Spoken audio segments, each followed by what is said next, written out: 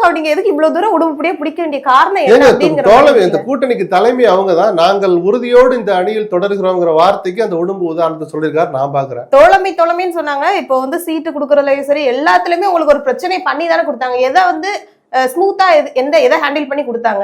எல்லா இடத்துலயுமே ஒரு பிரச்சனைகள். நிச்சயமாக இந்த கேள்வி நீங்க திரும்ப பார்த்து கேளுங்க, நான் வேணா டைம் வாங்கி தரேன். திமுக ரொம்ப சுலபமா ஜெயிச்சிருக்க அளவுக்கு அவங்களுடைய கூட்டணி வலுவா இருந்துச்சு. அந்த வலுவான இன்டாக்ட் சொல்லி அதுக்கு நேர்மாறா அதனுடைய தோழமை கட்சிகள் அத்தனை பேரும் பொது வெளியில நடந்து கொள்ளக்கூடாது மாதிரி நடந்துக்கிட்டாங்க. அவங்களே அவங்களை பலவீனப்படுத்தினாங்க. அதனாலதான் அந்த கசப்பு எவ்வளவு சீக்கிரம் மறையுதோன்னு சொன்னேன். நாங்கள் அழுது கொண்டே சிரிக்கிறோங்கிறாரு மதிமுக அவைத்தலைவர். அப்புறம் எதுக்கு ஏன் அந்த அணியில இருக்கிறீங்கன்னு பொதுமக்கள் கேட்பானா கேட்க மாட்டானா? சினிமாவில் இருக்கிறவங்க சிஎமாக ஆசைப்படக்கூடாதுலாம் ஒன்றும் சட்டம் கிடையாது. அதுல நியாயமும் இல்லை. பொதுவெளியில மக்கள் முன்னாடியும் சரி, திரைக்கு பின்னாலும் சரி, குறைஞ்சபட்ச மனசாட்சியோடு, அடிப்படை உணர்வுகளோடு, மனித உணர்வுகளோடு நடந்து கொண்டுங்கிறது தான். மற்றபடி நடிகர்கள் நாடாளக்கூடாதுன்னு ஒன்றும் கட்டாயம் கிடையாது. அந்த நடிகர்கள் குறைஞ்சபட்ச தகுதியோடும் குறைஞ்சபட்ச அறிவோடும் வர்றாங்களா அப்படிங்கறதான் முதல் கேள்வி. அவரே சொல்றாரு, நான் கூட அதுக்கெல்லாம் ஆசைப்படலப்பா அப்படிங்கறத ஒரு வார்த்தை. அது அவருடைய தன்னடக்கமா இருக்கலாம்.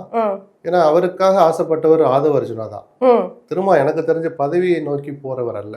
பதவி வெறி பிடிச்சவங்க எப்படியாவது அந்த பதவியில உட்காரணும்லாம் சில கேரக்டர் இருப்பாங்கல்ல, அந்த லிஸ்ட்ல திரும்ப வரமாட்டார்.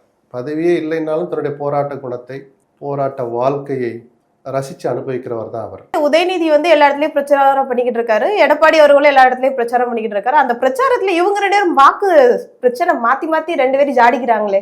இதுதான் தேர்தல் பிரச்சாரத்துல வழக்கமான விஷயம். அதென்ன அவ்வளவு ஆரோக்கியமானது இல்ல.